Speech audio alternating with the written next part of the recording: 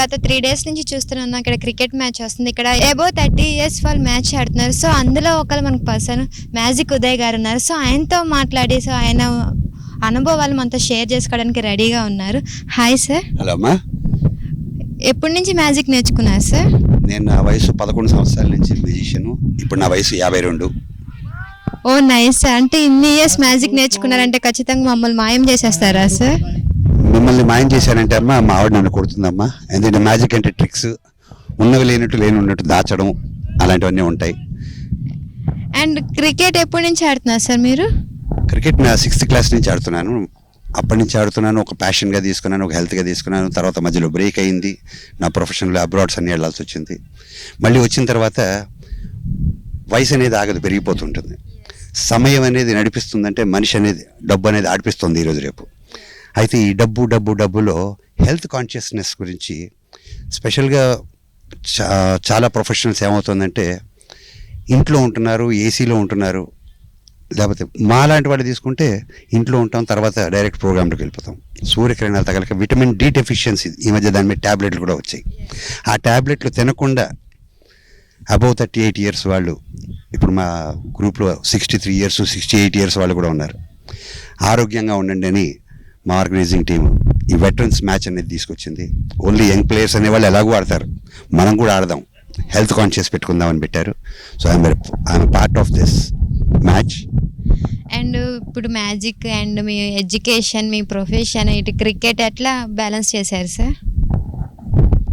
Education అనేది ఒక time వచ్చిన తర్వాత ఆగిపోతుందమ్మా. దట్స్ ఫర్ ద సర్వైవల్ అమ్మా. ఒక ప్యాషన్ అనేది, ఒక హాబీ అనేది జీవితాంతం పోయేంత వరకు ఉంటుంది.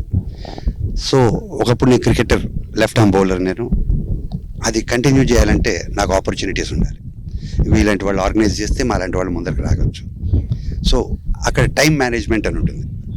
ఆ టైం మేనేజ్మెంట్ చూసుకుని అటు ఫ్యామిలీ ఇటు ప్రోగ్రామ్ ఇవి రెండు బాగుండాలంటే నా హెల్త్ బాగుండాలి. ఆ హెల్త్ బాగుండాలంటే నేను ఆడాలి, ఎండ తగలాలి. అండ్ మా కోసం ఒక చిన్న మ్యాజిక్ చేస్తారా సార్? ఓకే.